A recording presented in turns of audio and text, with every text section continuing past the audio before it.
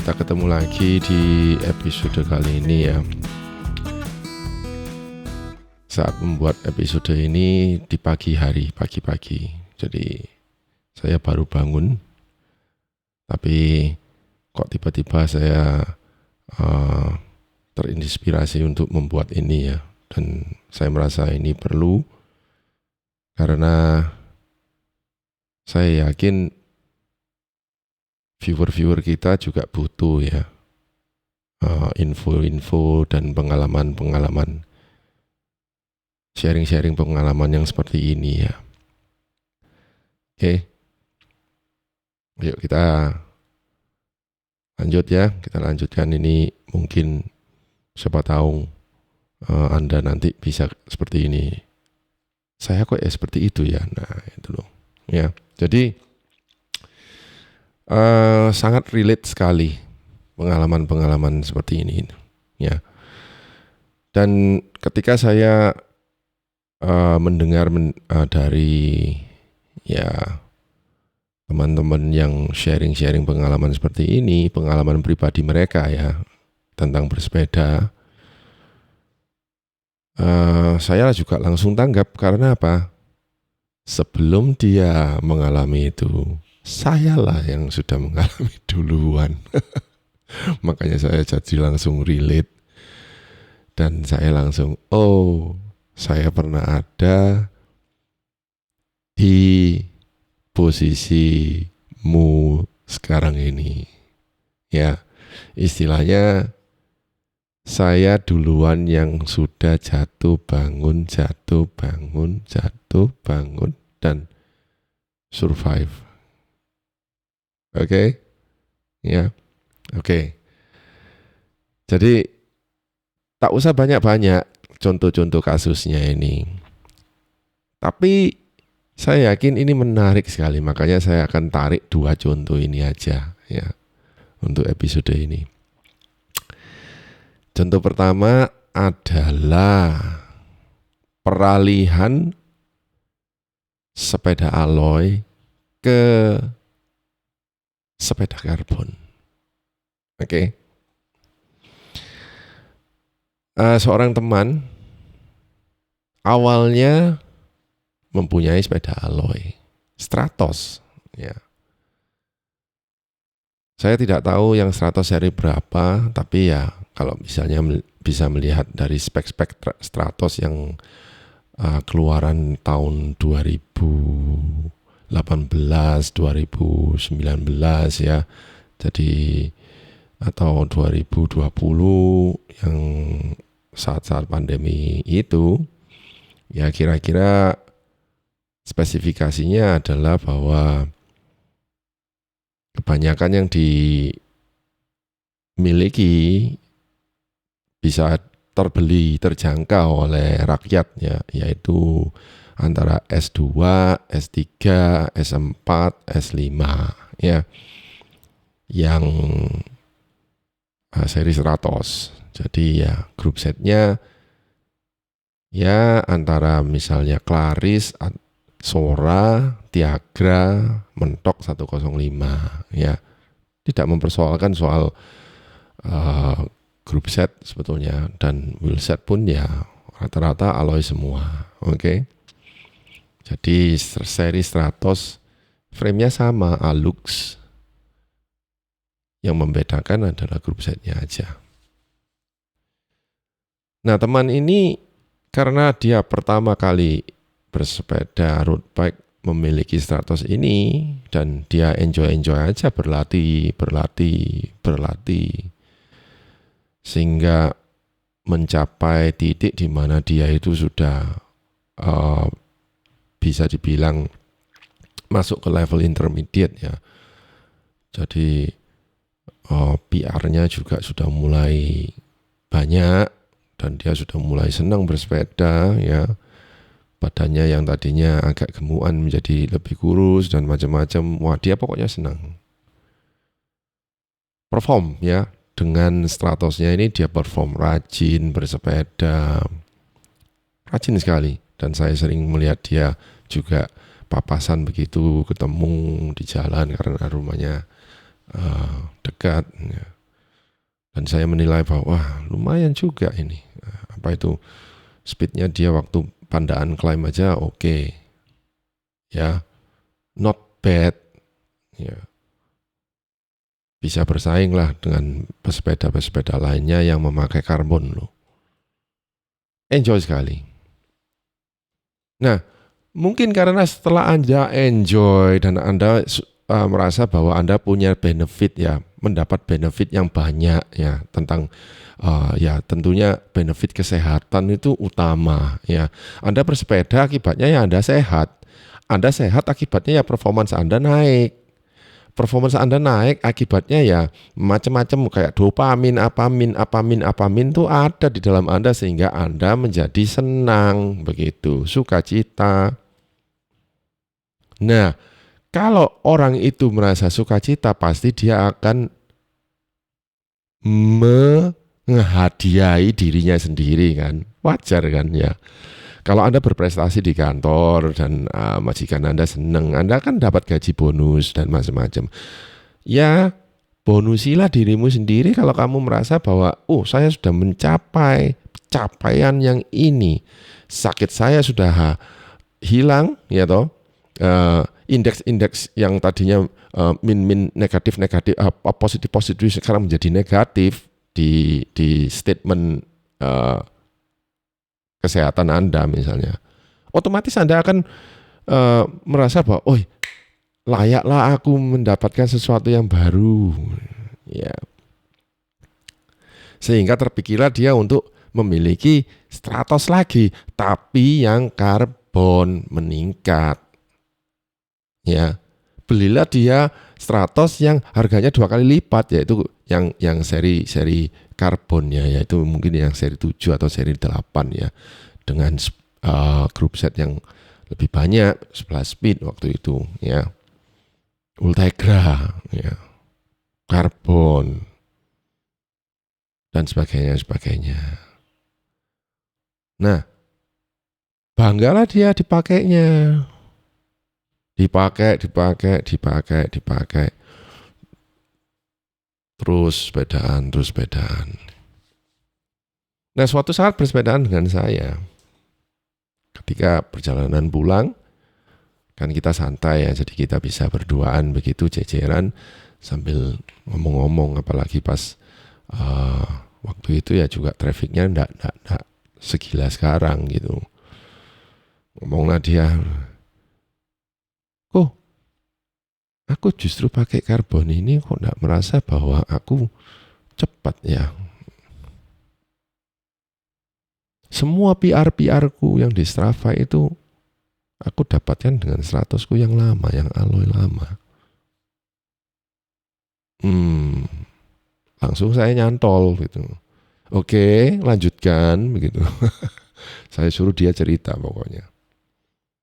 Jadi aku merasa bahwa feeling riding dengan Stratusku yang lama yang alloy itu lebih enak gitu. Jadi kakiku waktu jejak itu dia lebih respon dengan karakter jejakanku gitu loh misalnya. Nah, dengan karbon ini gak tahu ya, serasa ada yang miss gitu loh, ada yang ndak kena begitu, sehingga aku merasa ya itu efisien dan efektifnya itu ndak imbang begitu loh. Lebih imbang dia ketika waktu memakai Stratos alloynya yang lama. Ya, jadi ketika dia memakai karbon itu ada sesuatu yang belum matching begitu. Nah, saya tanya, kamu sudah berapa lama pindah di karbon ini? Ya, ada setahunan begitu. Oh, I see. Lah yang dulu alloy? Oh, yang alloy ya. Ada kalau misalnya sudah 3 tahunan. Nah, di sini kan sudah tahu kan perbedaannya. Bagaimana Anda dulu itu sudah jam terbangnya di alloy Stratos itu lebih tinggi dari jam terbangnya Anda yang di karbon ini begitu. Jadi saya jelaskan, kamu sudah enak-enak pakai alloy, terus ngapain kamu ke karbon? Ya, saya bukan berarti kapok kon tuku. Enggak, tapi saya lontarkan begitu. Lah kamu sudah enak-enak naik alloy, ngapain kamu kok kok kok pindah ke karbon begitu? Itu kan dua materi yang berbeda, ya. Saya tidak bisa menilai, saya tidak bisa langsung membuat kesimpulan bahwa karbon lebih perform dan sekian karena pengalaman seseorang ke seseorang yang lain itu beda-beda gitu. Ya, saya lontarkan itu biar dia mikir. Terus saya tanya, lebih lama mana kamu? Ya kan lebih lama yang alloy pemakaiannya. Oke. Terus, nah tujuanmu untuk membeli ke karbon itu untuk apa? Nah ini, ya otomatis kalau misalnya tujuannya ke membeli sesuatu yang baru itu kan ingin mendapatkan performance yang lebih meningkat begitu, ya kan? Oh saya beli beralih ke karbon, upgrade ke karbon itu harganya 2 kali lipat ya. Ya, mungkin persepsi orang ini, saya berharap performanya juga meningkat 2 kali. Kalau dunia sepeda seperti itu, ya berarti orang-orang yang punya duit aja yang bisa menikmati performa 2 kali. Iya kan? Jadi misalnya PR Anda di Pandaan misalnya 15 menit, kemudian Anda berharap bisa 7 menit dengan karbon, wah semua orang pasti akan beli gitu loh. Yang mampu, yang punya duit lebih, malah bisa 6 menit, 5 menit, 3 menit dan sebagainya. Bahkan kalau bisa ketip langsung ke Pandaan karena dia beli teknologi yang lebih canggih walaupun jauh lebih mahal, ya kan. Nah itu dia. Jadi kalau untuk pengalaman peralihan dari alloy ke karbon ini saya percayalah, ya. Jangan ada anggapan bahwa Anda ketika Anda membeli karbon ini Anda bisa mencapai performa yang 2 kali lipat. Mustahil, ya. Saya sendiri masih enjoy kok dengan alloy. Saya punya track Emonda alloy yang saya merasa bahwa performanya itu hampir bahkan lebih bagus daripada karbon. Serius, track Emonda. Saya yakin orang-orang yang mempunyai Cannondale CAD 12, CAD 13 loh, akan merasa bahwa sepedanya lebih enak daripada karbon. Ya, Emonda, ALR, Cannondale CAD, ya, terus BMC ALR. Saya loh naik BMC ALR waktu BMC Alloy waktu road to TJX ke Tulungagung itu, Trenggalek itu. Saya bisa bersaing dengan mereka yang pakai karbon kok. No problem. Ya. Jadi Anda simpulkan sendiri ada lewat cerita saya ini. Bagaimana peralihan dari alloy ke karbon itu sebenarnya ya begitu. Ya. Paling kenaikannya itu loh hanya nggak lebih dari 5% lah, aduh. Loh tapi harganya kok 200% lah. Saya beli 200% peningkatannya, tapi saya dapatnya nggak lebih dari 5%. Bahkan peningkatan 1% itu aja sudah top. Misalnya Pandaan klaim Anda 15 menit, ketika naik karbon jadi 14,55, itu aja sudah top banget. Selisih 5 detik. 5 detik dari 15 menit itu cuma berapa persen, ya itu. Ya kalau toko-toko sepeda tahu saya membuat video seperti ini ya bisa dicekal, nggak ada yang beli. Tapi ya itu kan apa itu hal-hal seperti ini tuh melanda banyak pesepeda. Ya, mereka bukan jatuh, mereka masuk ke dalam pengalaman yang seperti ini. Ya. Solusinya adalah apa? Solusinya adalah ya move on aja. Ya, kalau misalnya Anda mau memutuskan menjual alloy Anda yang lama, jual, nggak apa-apa. Ya Anda berlatihlah lagi yang lebih dengan karbon Anda itu untuk mencapai PR yang baru begitu.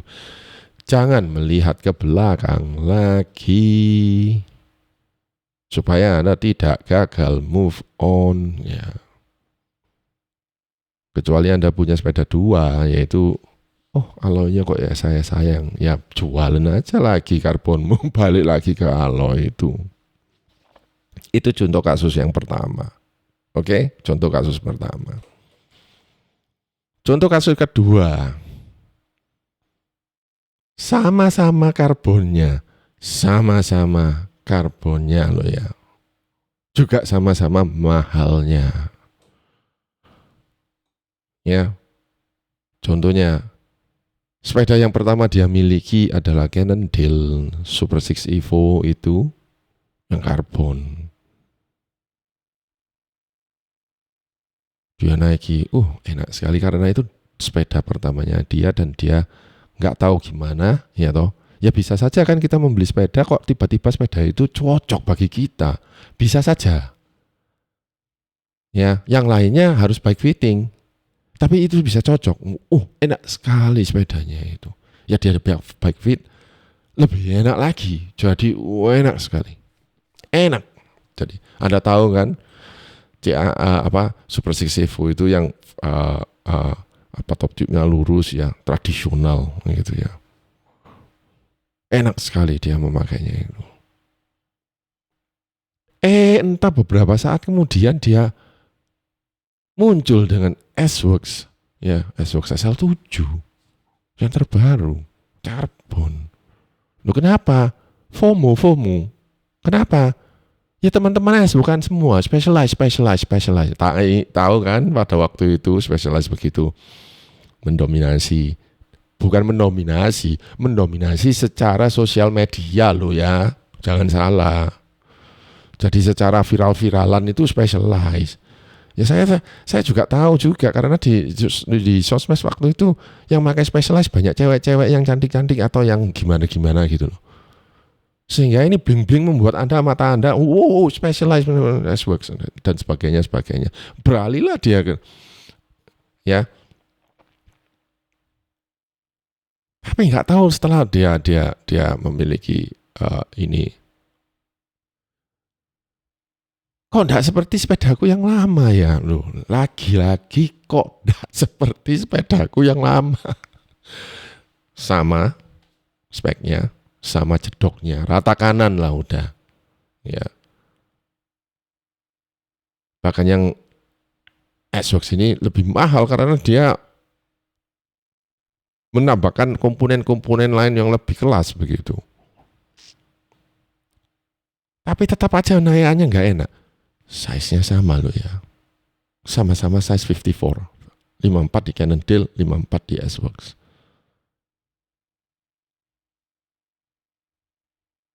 Ya. Nah, kemudian saya penasaran, saya kepingin cari tahu. Ya. Harusnya kan ya sama, bahkan lebih performanya. Tapi saya tidak bisa ngomong bahwa SL7 lebih daripada Super 6 ya. Itu ya Super 6-nya yang top of the line juga. Jadi harusnya kalau di jalan ya sama. Nah, ya. Mungkin orang ini bukan bicara tentang performa lagi, tapi riding feel. Secara performance sama kok. Riding feel ini yang susah sekali. Riding feel ini sangat amat subjektif ya, perkara riding feel ini. Saya tidak bisa ngomong bahwa misalnya sepeda ini enak buat saya tapi enak buat kamu, belum tentu. Scott yang saya pakai MTB ini enak buat saya. Kalau ketika Anda tiru-tiru pakai Scott belum tentu cocok begitu. Ya. Sampai sekarang pun malah sudah berhenti sepedaan. Ya curiganya ya karena itu. Kok enggak enak-enak ya. Riding feel, geometri, size yang sama di brand A tidak akan sama di brand B. Anda tidak bisa berpatokan. Oh, di size itu aku pakai 54. Di merek lain ada juga yang sama-sama 54-nya. Wes tak beli 54. Belum tentu juga. Bisa-bisa lain. Ya, geometrinya beda, stem length-nya beda nanti. Ya, walaupun misalnya tinggi sadelnya ya kurang lebih 0,5 cm. Itu pun sangat berbeda sekali. Ya. Tinggi head tube-nya itu juga berbeda. Walaupun selisih 0,5 cm atau 1 cm. Semuanya itu nanti akan diterjemahkan di badan Anda nyaman enggak. Selalu begitu. Sepeda yang tadinya enak, beli baru, malah problem. Kok ada yang gak enak ya? Gak ada. Ya, sesuaikan lagi. Cari lagi. Di-fit lagi apa-apa lagi sampai ketemu.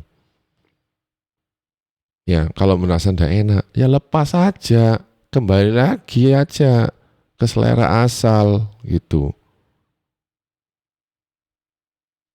2 contoh kasus yang berbeda. Yang pertama, soal performa yang ternyata mirip-mirip.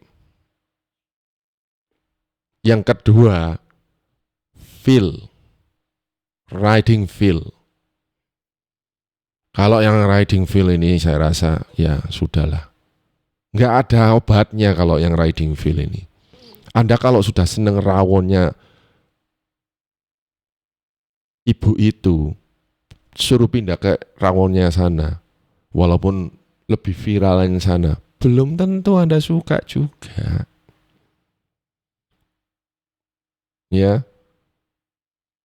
Selera, riding feel, sangat amat subjektif, ya. Itulah kenyataan-kenyataan yang ada di dunia sepeda. Anda terjangkiti atau tidak? Yaitu, kalau Anda tidak terjangkiti itu, syukurlah mungkin teman Anda yang terjangkiti seperti itu. 2 contoh kasus ini aja sudah cukup untuk merepresentasikan kondisi-kondisi yang dialami pesepeda hampir 90-95% loh yang ada. Karena sepedaan itu universal di seluruh dunia, bukan hanya di Indonesia. Ya. Itu saja. Renungkan 2 contoh kasus ini. Sampai ketemu di episode selanjutnya. Semoga suara saya cukup enak dan jernih ya. Ini saya pakai mikrofon yang lain. Terima kasih. Sampai ketemu.